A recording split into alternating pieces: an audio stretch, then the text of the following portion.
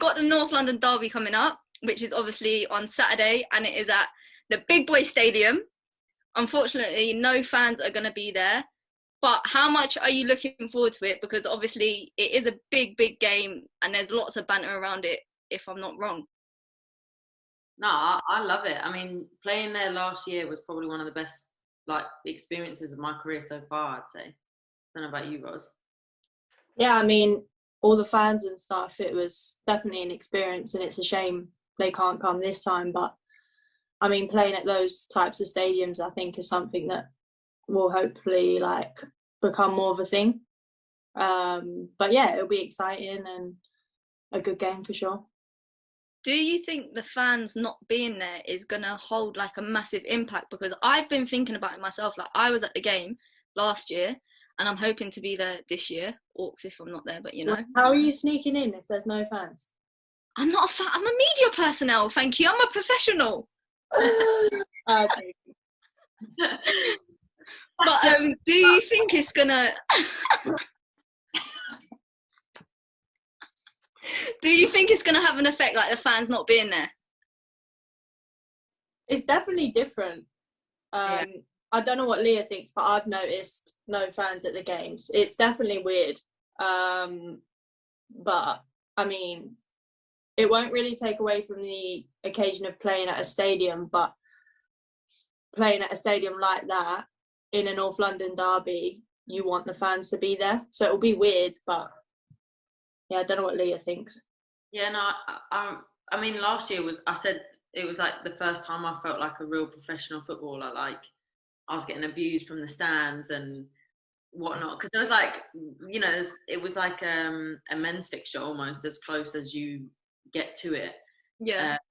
So I think it'll be weird, especially last year as well. Went in at halftime 0-0, it's getting a bit oh my god, who's getting nervous? Yeah, and the crowd give to that. So I don't know. I agree with Ros. When you take fans away, it's like training game vibes almost. So that literally leads on to what I was gonna say. Have you adapted to no fans being there, or does it always feel like I know when I go to games, I feel like I'm kind of watching a friendly game, and they obviously aren't friendly games and they mean something because it's the league, but because there's no fans there, sometimes I'm just I'm just at a friendly game and watching the girls have a kickabout to prepare for the season. It's a bit mad. Do you feel like that? Have you adapted? Is it? I'm used to it now. Yeah. I don't feel like I'm playing friendlies anymore. But even the other day with Birmingham at St George's, yeah, it was I don't know. I didn't have a vibe from that game at all. It was just get there, business, go home. Whereas normally you look forward to match day because of the occasion of it. Yeah. No, I agree. It is it's weird. It is a pre-season vibe, but you do adapt to it and you do get used to it. And obviously you're preparing for a game the same as you would if there was fans, but it is weird. I don't know how to describe it. I don't know. Yeah, it's just dead. How everything you love about football is related, I think, to having fans and reaction to goals and all this, and it's no one there. The atmosphere of a game day is fans. Yeah. Maybe when I'm at games, I should start cheering and bringing signs. Maybe oh, go on, girls! But yeah, so you lot are obviously good friends. You're good mates. We're hoping none of you say you're not good mates because that would make it awkward. How long have you known each other? And did you meet through football, or did you know each other before football? Long time. How long's it been, Leah? You're counting the hours. I must have been 14. Was it the England camp? Yeah, it was under 15s. It was definitely under 15s England camp. So 14, 15. So what's that? 10 years? 10 years, 11 years? Yeah, long time. And did you lot just get on straight away? Did you just sort of click and then? Do you know what? I know why you're laughing. You may as well tell the story because it's an embarrassing one for me, but I couldn't help it. I still don't know what I'm allergic to, but I'll let Leah tell the story. So when you're younger and you're going to camps, you get this. Start hanging around with the same people. You know the same people, and then obviously new girls turn up where they ain't never been picked before. So it's always you're buzzing. You're basically on holiday with your mates at England camp when you're younger, apart from when you're playing football, obviously. So Rosella comes in and everybody's like, oh, this girl's cool, this girl's cool. And then about 3 days into the camp, my girl's had an allergic reaction, started getting some massive rash. No, honestly, when I say this rash, it was like all over my face, all down my arms. Like I couldn't put my boots on. Yeah. I was like, I called my mum and I was like, this is the most embarrassing thing that's ever happened to me in my whole life. Had to like walk out with like no socks on. Like, I couldn't put anything on. I had an allergic reaction. I think it was the chicken. Yeah, chicken. You think it was a chicken? I think it was some spice or something on the chicken, but my skin just went vroom. First England camp, or maybe second England camp, sent home. All the girls think I'm like, oh, I don't even know what the girls thought. But yeah, from there. Near you, mate. What? No one wanted to come near you. Yeah, I mean, I wouldn't want to come near me either. I look like one big infection. But no, you must have recovered. Which I always say to Rosella, she must have some proper banner because she's recovered well, obviously, after that initial incident, because that could have been it, KO for you, mate. The prep talk going into the next camp in my head was mad. Don't get an allergic reaction. Don't say anything weird. Just keep moving.